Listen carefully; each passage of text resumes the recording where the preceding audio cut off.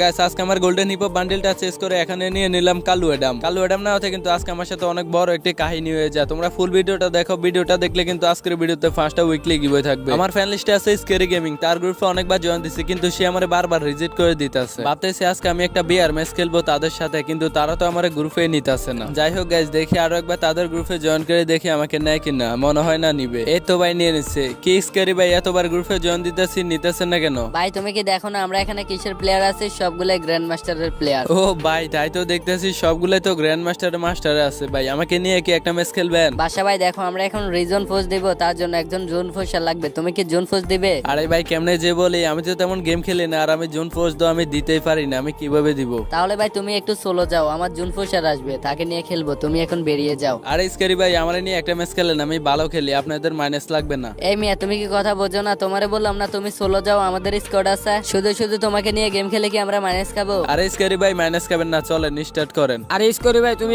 কোন নুব বটের ডাক দিলা? ও যদি কি আমাদের সাথে খেলার জন্য পাগল হয়ে গেছে? ও কি জীবনে কোনো সময় গ্র্যান্ড মাস্টার প্লেয়ার দেখে নাই? আরে ভাই আমি বুঝতে পারলাম, এই বট নোবেরে কিক দেওয়া ছাড়া হবে না। এই বট যা কিক খা। আরে ভাই এই মাস্টারের প্লেয়ার গুলো আমার কিক দিয়ে দিল।